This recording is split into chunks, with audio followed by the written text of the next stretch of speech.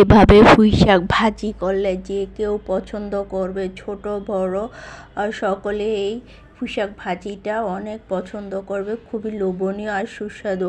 এমন একটা ভাজি থাকলে এক প্লেট ভাত নিমিষেই খাওয়া যাবে। এই গরমে গরম ভাতের সাথে কিন্তু খুবই জমে যাবে, খুবই মজাদার আর অনেক সুস্বাদু হয়ে থাকে। বিশেষ করে বাচ্চাদের খুবই পছন্দ হবে। বিশেষ করে বাচ্চারা কিন্তু এখন শাকসবজি খেতে চায় না, এভাবে ভাজি করলে কিন্তু সবাই খেতে চাইবে।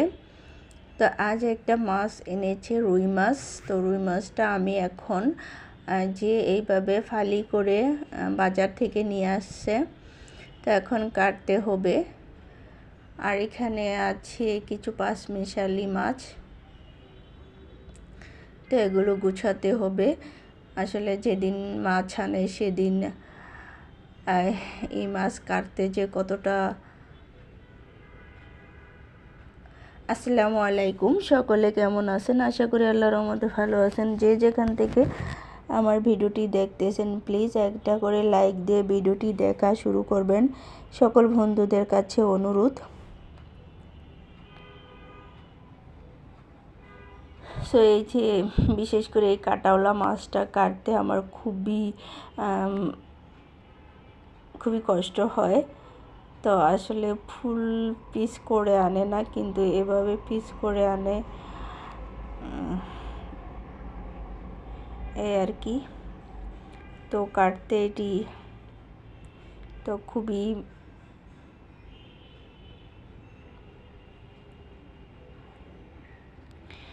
এরপর আমি মাছগুলো সুন্দর করে কেটে ধুয়ে পরিষ্কার করে নিয়েছি সবগুলো মাছ। তো আমি মাছগুলো কিন্তু কিছু ছোট কিছু বড় করে নিয়েছি। আসলে সবসময় বড় মাছ খেতে, বড় টুকরো খেতেও ভালো লাগে না, আবার অনেক সময় ছোটোগুলো খেতে ভালো লাগে না। তাই আর কি আমি ছোট বড় মিলেই মাঝে মাঝে অনেক সময় অনেক সবজির সাথে কিন্তু অনেক সময় দেখা যায় ছোট দরকার পড়ে, আবার অনেক সময় বড় টুকরের দরকার পড়ে, বড় পিসেরও। তো আমি সব রকমভাবেই করে নিই, ছোট করি বড় করি, যাতে যখন যেটা দরকার তখন সেটা রান্না করি। তো মাছগুলো সুন্দর করে পরিষ্কার করে বেছে এখন মাছগুলো কিছুটা রেখে দেব আর কিছুটা রান্না করব। সব মাছ তো আর একসাথে রান্না করা যায় না। তো যেদিন কিন্তু মাছের বাজার আনে সেদিন কিন্তু আসলে অনেক সময় লাগে সব কিছু করতে।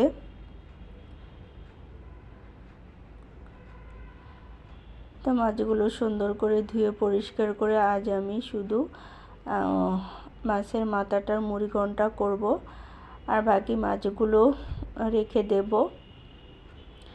পরে যখন দরকার পড়ে তখন কিন্তু রান্না করব। আমি আসলে মাছ কিভাবে সংরক্ষণ করি সেটাই আপনাদের সাথে শেয়ার করতেছি। তা আমি কিন্তু মাছ সবসময়ই বক্সে ভরে রাখি। আসলে বক্সে ভরে রাখলে ফ্রিজটা সহজে নষ্ট হয় না, ফ্রিজটা কিন্তু পরিষ্কারই থাকে, বিশেষ করে জিনিসপত্র বক্সে রাখলে বেশি। তো এইখানে মাছ গুছিয়ে মুড়িঘণ্টা করেছিলাম, আর এখানে আজ পুঁইশাক ভাজি করব। তো পুঁইশাক ভাজির জন্য আমি আসলে পুঁইশাক নিয়েছি, একটা চিচিঙ্গা নিয়েছি, আলু নিয়েছি, আলু দিয়ে চিচিঙ্গা দিয়ে পুঁইশাকটা ভাজি করব। আর এভাবে কিন্তু পুঁইশাকটা ভাজি করলে খেতে দুর্দান্ত হয়, অনেক সুস্বাদু আর অনেক মজাদার হয়ে থাকে, অত্যাধিক মজাদার। তো অনেকে তো অনেকভাবেই খান, আশা করি একবার এভাবে ট্রাই করে দেখবেন। আর আমি কিন্তু এই গরমের মধ্যে আসলে সবসময় মশলা কম করেই খাওয়ার চেষ্টা করি। সব শাকসবজির মধ্যে কিন্তু অ্যাকচুয়ালি মশলাটা কম খাওয়াটাই ভালো, কেননা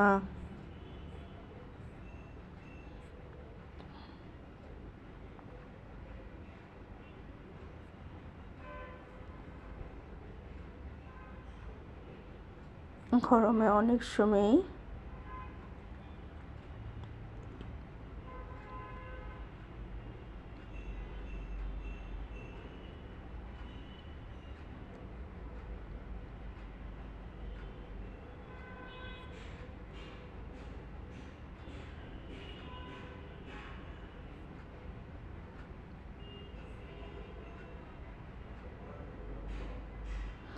তো আর কি পুঁইশাক ভাজি করার জন্য আমি পেঁয়াজ রসুন প্রথমে কিন্তু পেঁয়াজ আর রসুন ভেজেছি। পেঁয়াজ আর রসুন দিয়েই শুধু শাকটা ভাজি করব। তেল দিয়ে পেঁয়াজ আর রসুনটা একটু ভেজে তারপর আলুগুলো প্রথমে দিয়েছি, তারপরে চিচিঙ্গা দিয়েছি, 2 মিনিট নেড়ে ছেড়ে তারপরে পুঁইশাকগুলো দিয়ে দেব। শাকগুলো কিন্তু তাড়াতাড়ি সিদ্ধ হয়ে যায়, আর আলু আর বাকি সবজিটা কিন্তু একটু সময় লাগে, তাই এগুলো আগে দিয়ে দিয়েছি। আর এখন দিয়ে দেব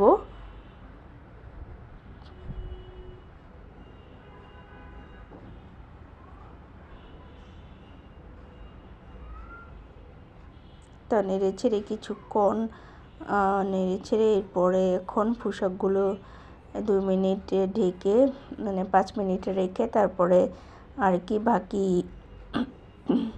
পুঁইশাকগুলো দিয়ে দেব এখন।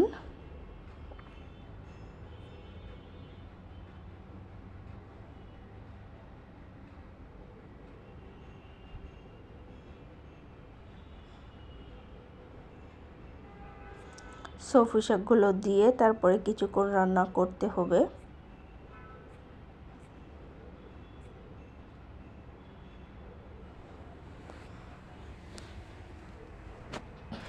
পুঁইশাকগুলো দিয়ে আমি কিছুক্ষণ নেড়ে ছেড়ে রান্না করে নেব সিদ্ধ হওয়া পর্যন্ত। আর এইভাবে সবুজ শাক রান্না করলে কিন্তু অনেক পুষ্টিগুণ থাকে।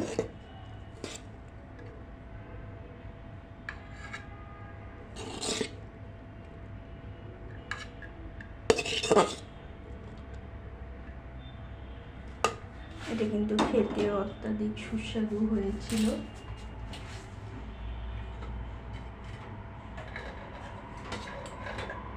চাইলে কিন্তু আপনারা ট্রাই করতে পারেন।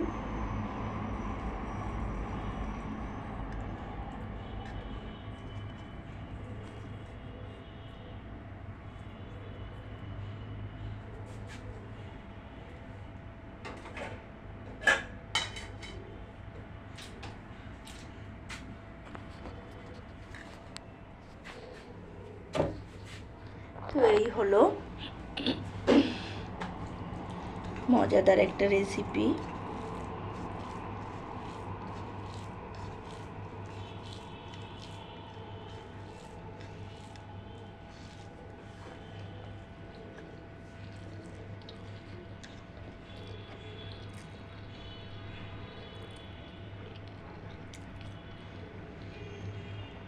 তো যারা যারা এতক্ষণ আমার ভিডিওটি দেখছেন, প্লিজ লাইক দিতে ভুলে গেলে একটা করে লাইক দিয়ে দিবেন। এতক্ষণ ধৈর্য সহকারে দেখার জন্য সবাইকে অসংখ্য অসংখ্য ধন্যবাদ। সবাই ভালো থাকবেন, সুস্থ থাকবেন।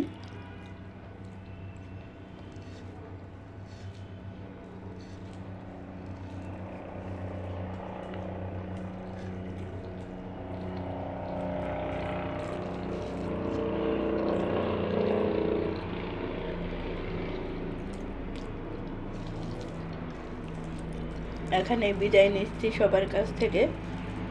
তো আমার রান্নাটা হয়ে গেছে। আল্লাহ হাফেজ, আসসালামু আলাইকুম।